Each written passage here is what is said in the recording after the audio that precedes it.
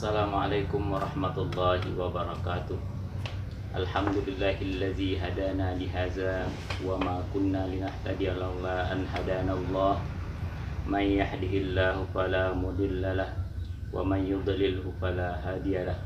Asyhadu an la ilaha illallah wahdahu la syarikalah wa asyhadu anna sayyidana wa nabiyyana Muhammadan abduhu wa rasuluh la nabiyya ba'dah. Allahumma salli wa sallim ala Sayyidina Muhammad wa ala ali Sayyidina Muhammad amma ba'du. Bersyukur kehadirat Allah Subhanahu wa taala, kita masih dipertemukan pada kajian hadis Al-Arba'in An-Nawawiyah.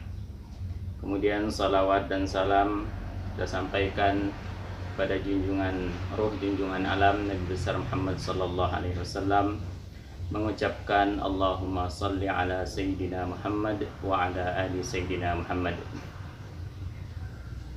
Pada pertemuan kali ini kita akan membahas hadis yang ke-10 dari Al-Arba'in Nawawiyah yang disusun oleh Imam An-Nawawi. Sebelum kita memulai untuk menerjemahkan dan menjelaskan hadis yang ke-10 ini, marilah kita sama-sama membacakan surah Al-Fatihah yang ditujukan untuk muallif atau pengarang kitab Al-Arba'in Nawawiyah ini. Ila hadratin Nabi Mustafa sallallahu alaihi wasallam wa ala alihi wa azwajihi wa zurriyatihi ajma'in, wa khususan ila ruhi muallif Imam An-Nawawi. Lahumul Fatihah. A'udzubillahi minasyaitonir rajim. Bismillahirrahmanirrahim. Alhamdulillahirabbil alamin arrahmanir rahim maliki yaumiddin. Iyyaka na'budu wa iyyaka nasta'in. Ihdinas siratal mustaqim. Siratal ladzina an'amta 'alaihim ghairil maghdubi 'alaihim waladdallin. Amin. Qala al-musannif rahimahullah ta'ala, nafa'ana Allah bihi bi'ulumihi fid dharain. Amin. Al-hadithul ashir, hadis yang ke-10. An Abi Hurairah radhiyallahu anhu qala Rasulullah sallallahu alaihi wasallam, inna Allah ta'ala tayyibun la yaqbalu illa tayyiban, wa inna Allah amara al-mu'minina bima amara bihil mursalin. Faqala ta'ala, ya ayyuhar rasul kulu min tayyibati wa'malu salihan. Faqala ya ayyuhallazina amanu kulu min tayyibati ma razaqnakum. Summa zakara ar-rajula yutifu as-safara ash'atha aghbara yamuddu yadayhi ila as-sama'i ya rabbi ya rabbi, wa mat'amuhu haramun wa mashrabuhu haramun wa malbasuhu haramun wa ghuziya bil harami fa anna yustajabu lahu. Rawahu Muslim. Berkata pengarang kitab ini, Imam An-Nawawi, di dalam Al-Arba'in Nawawiyah, beliau menuliskan Al-Hadithul Ashar, yakni hadis yang ke-10. Hadis yang ke-10 ini diriwayatkan oleh Abu Hurairah. Kita sudah beberapa pertemuan yang lalu kita sudah menjelaskan siapa Abu Hurairah. Ya, pada pertemuan pembahasan hadis yang ke-9 kita menjelaskan tentang riwayat singkat tentang Abu Hurairah, yakni nama beliau adalah Abdurrahman bin Sakhrin, ya. Abdurrahman bin Sakhrin. Hadis yang ke-10 ini diriwayatkan pula oleh Abu Hurairah, ya. An Abi Hurairah radhiyallahu anhu qala, dari Abu Hurairah, semoga Allah meridai atasnya. Qala, dia berkata, qala Rasulullah sallallahu alaihi wasallam, bahwasanya Rasulullah sallallahu alaihi wasallam telah bersabda, innallaha ta'ala tayyibun la yaqbalu illa tayyiban. Sesungguhnya Allah Ta'ala, sesungguhnya Allah zat yang maha tinggi, thayyibun, adalah baik, ya. La yaqbalu illa thayyiban. Allah itu maha baik dan dia tidak menerima kecuali yang baik-baik pula, ya, sesuatu yang baik. Jadi Rasulullah menjelaskan bahwa Allah Subhanahu wa Ta'ala itu adalah zat yang baik, yang maha baik, ya. Dia tidak menerima apa-apa kecuali yang baik pula. Di dalam riwayat yang lain kita juga mengenal bahwa, ya, Allah itu indah dan dia mencintai yang indah-indah, ya.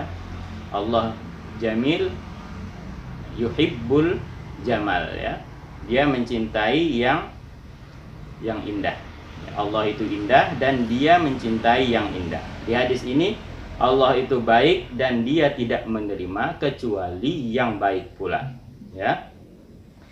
Wa innallaha amaral mu'minin bima amara bihil mursalin, ya.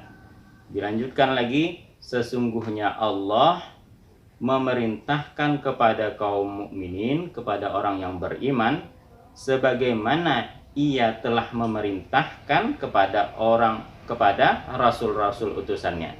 Jadi di sini Rasulullah SAW menyebutkan bahwa Allah itu memerintahkan apa-apa terhadap kaum muslimin, perintahkan sholat, perintahkan puasa, perintahkan haji dan lain sebagainya, ibadah-ibadah tersebut atau perilaku-perilaku moral yang diajarkan oleh Islam, itu juga diajarkan, ya, diperintahkan juga untuk dilakukan oleh Rasul-Rasul Allah, ya. Bahwa Rasulullah bersabda, innama bu'istu liutammima makarimal akhlaq, bahwa Rasulullah itu diutus tidak lain kecuali untuk menyempurnakan akhlak. Artinya ketika perintah untuk berakhlak baik itu ditujukan kepada kaum mukminin, kepada orang-orang beriman, maka perintah itu juga telah terlebih dahulu diperintahkan kepada para rasul-rasul, pada nabi-nabi Allah. Jadi Rasulullah itu menjadi teladan, menjadi contoh, ya. Apabila Rasul jujur, maka orang mukmin juga diperintahkan untuk jujur, ya. Atau sebaliknya juga, ya, apa yang diperintahkan kepada kaum muslimin, kepada kaum mukminin, yakni orang-orang beriman, maka perintah tersebut sudah diperintahkan kepada rasul-rasul Allah, ya. Waqala ta'ala. Nah, di sini Rasulullah semacam beliau membuat pernyataan, kemudian beliau memperkuat pernyataannya tersebut dengan mengajukan argumen, ya. Argumen yakni kalau kita biasa disebut dengan hujjah atau dalil, ya. Rasulullah menyebutkan dalilnya, Rasulullah menyebutkan argumennya. Faqala ta'ala, ya ayyuhar rasulu kulu min thayyibati wa'malu salihan. Allah Subhanahu wa Ta'ala berfirman, kata Rasulullah, ya wahai para rasul, ya ayyuhar rasul, wahai para rasul, kulu min thayyibati wa'malu salihan, ya, makanlah oleh kamu makanan yang baik, wa'malu salihan, dan beramallah, kerjakanlah perbuatan yang soleh, yang perbuatan yang baik pula. Jadi ini perintah, ya. Tadi kan disebutkan innallaha amaral mu'minin bima amara bihi mursalin. Apa yang diperintahkan kepada kaum mukminin juga diperintahkan kepada rasul-rasul Allah. Nah, di sini disebutkan bahwa Allah sudah memerintahkan kepada para rasul-rasul Allah itu.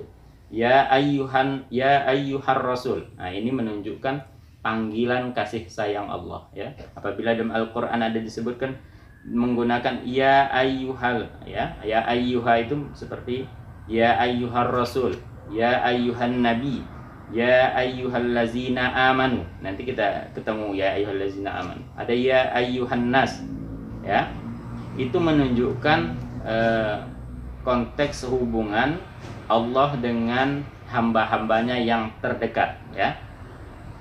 Di sini disebut ya ayyuhar rasul. Dalam Al-Qur'an ada juga disebut ya ayyuhallazin, ya ayyuhan nabiyyu qul li azwajika wa banatika, kan? Masalah tentang menutup aurat, ya, atau masalah jalabib atau jilbab, ya. Di sini disebutkan ya ayyuhar rasulu kulu min thayyibati wa'malu salihan.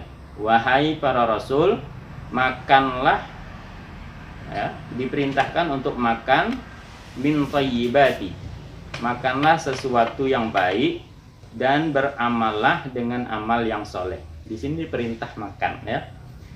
Kita ketahui bahwa di dalam usul fikih ada namanya amar, ya, amar dengan nahi. Amar itu perintah, kemudian nahi itu larangan. Di sini amar, ya. Tetapi bukan berarti setiap amar itu adalah wajib. Walaupun ada kaidah mengatakan bahwa amar itu mengindikasikan sesuatu yang wajib, tetapi tidak, ya. Amar di sini kulu min thayyibat, ya. Perintah untuk makan, perintah untuk makan. Jadi di dalam fikih itu kalau ada ayat tentang perintah atau nas Al-Quran maupun hadis tentang perintah, maka potensinya bisa tiga. Bisa jadi hal itu wajib untuk dilaksanakan, bisa jadi itu sunat untuk dilaksanakan atau anjuran, bisa jadi itu sesuatu yang mubah, ya. Tetapi bertolak belakang dengan larangan, ya. Kalau larangan bisa bermakna haram, bisa bermakna makruh, bisa juga bermakna mubah, ya. Di sini maknanya kulu min thayyibati wa'malu salihan. Di sini diperintahkan makan tuh sesuatu yang mubah, ya. Kemudian Rasulullah melanjutkan hadisnya, waqala, dan Allah Subhanahu wa taala berfirman lagi, ya ayyuhallazina amanu kulu min thayyibati ma razaqnakum. Wahai orang-orang yang beriman, makanlah dari sesuatu yang baik, ma razaqnakum, atas apa-apa yang telah kami rizkikan kepada kamu. Jadi yang tadi sebagai argumen untuk perintah kepada Rasul, kemudian ini argumen untuk perintah kepada orang-orang yang beriman. Ya ayyuhallazina amanu kulu min thayyibati ma razaqnakum, ya. Wahai orang-orang yang beriman, kulu min thayyibati, makanlah dari makanan yang baik-baik, ya. Ma razaqnakum, atas apa-apa yang telah kami rizkikan kepada kamu, ya. Nah, di sini ada disebutkan kulu, ya, perintah untuk makan. Nah, ini sering keliru.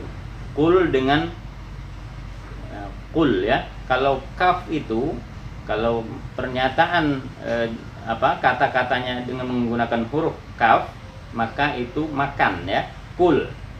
Kalau qaf, maka misalnya di dalam surah Al-Ikhlas, qul huwallahu ahad, katakanlah. Nah, ini beda tipis di dalam bahasa Arab itu, maka berbeda makna atau berbeda artinya.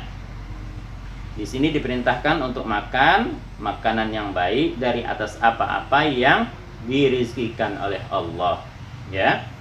Summa zaka, kemudian Rasulullah melanjutkan sabdanya, summa zakarar rajula yutilu safara ash'atha aghbara yamuddu yadaihi ilas samai ya rabbi ya rabbi. Kemudian Rasulullah menceritakan,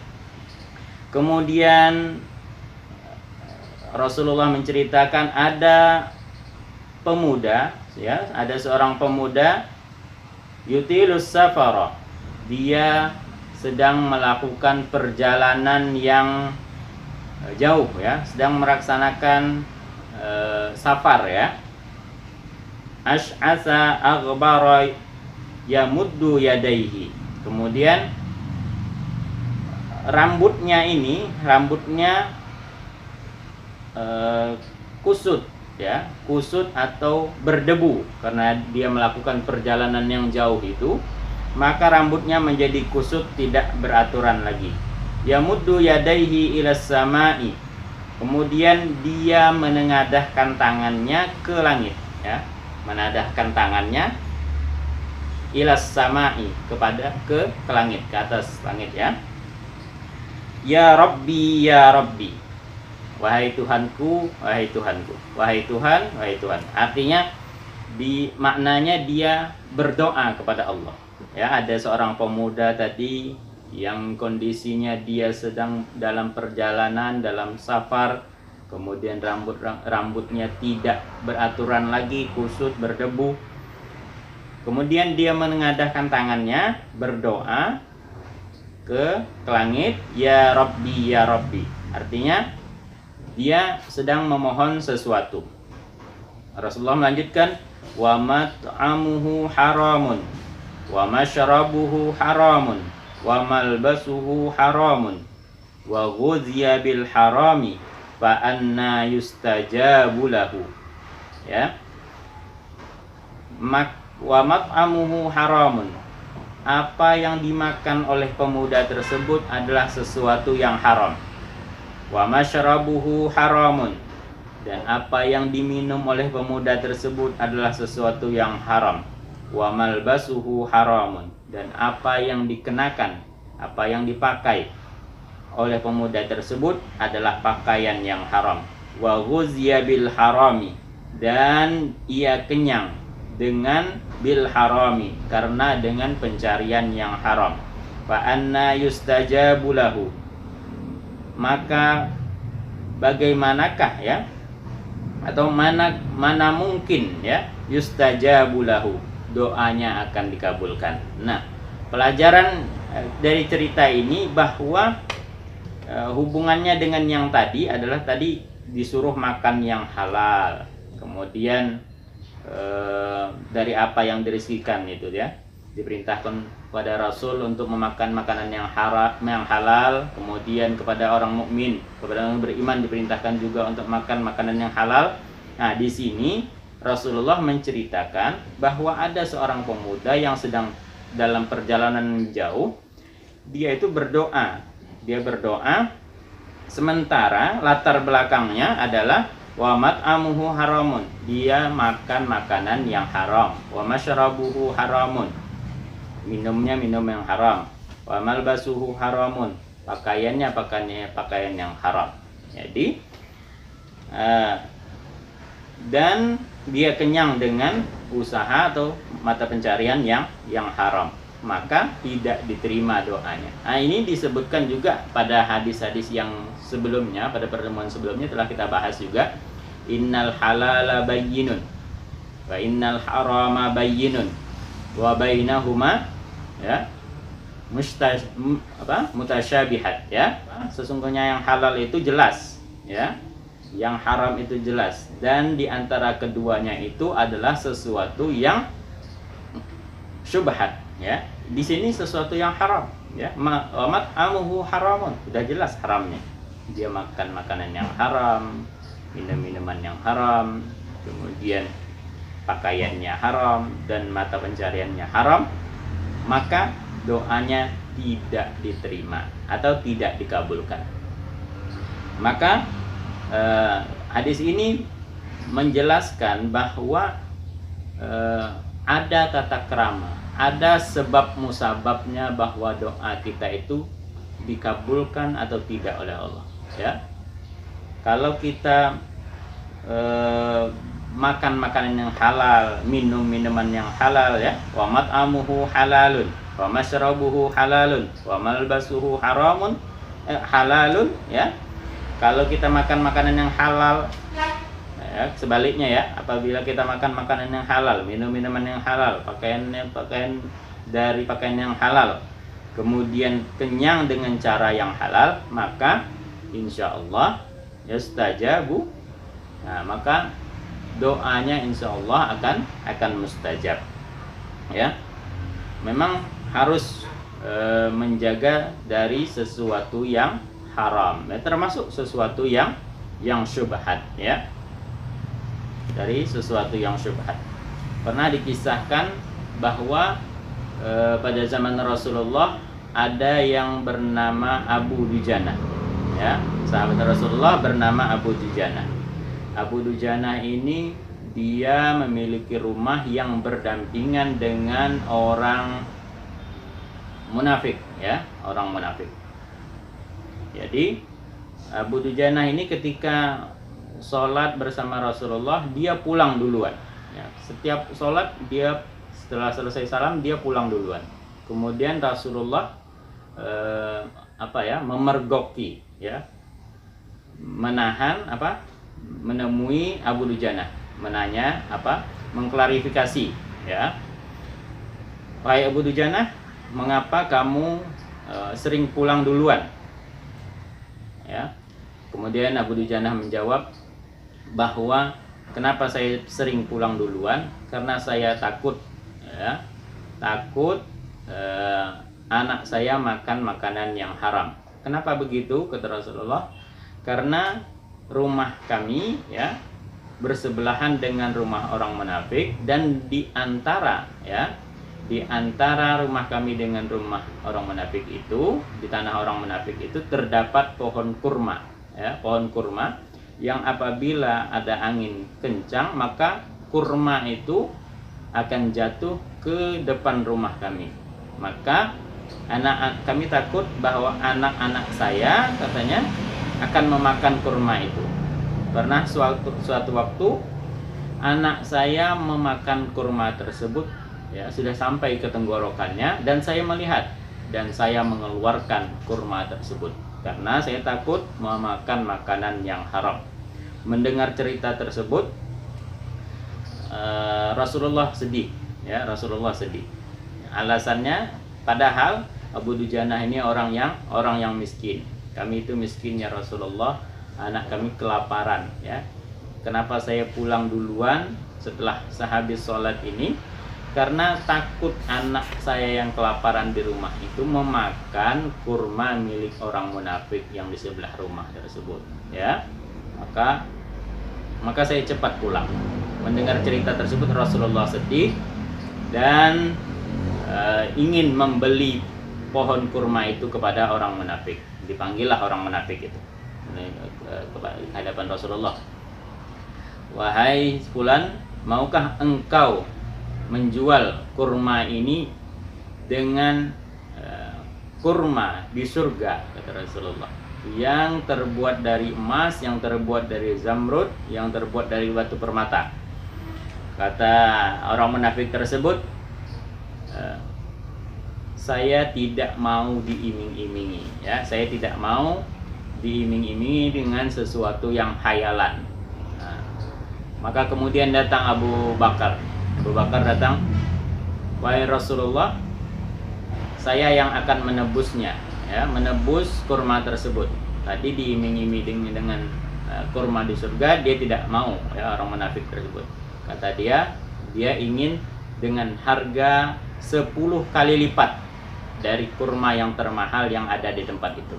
Maka Abu Bakar membeli kurma tersebut seharga 10 kali lipat dari apa yang memang ditawarkan oleh orang munafik tersebut. Sudah selesai dibayar, kata Rasulullah, wahai Abu Bakar, engkaulah pemilik kurma yang ada di surga tersebut, ya. Kurma yang dari emas, yang dari zamrud, yang dari batu permata tersebut, engkaulah pemiliknya, dan akulah yang menjamin engkau akan mendapatkan kurma tersebut, batang kurma tersebut. Maka ketika pulanglah Abu Dujana dan orang munafik ini pulang. Jadi sudah selesai bahwa kurma tersebut adalah milik Abu Dujana, ya, karena Abu Bakar sudah sudah menebus kurma tersebut untuk Abu Dujana, ya.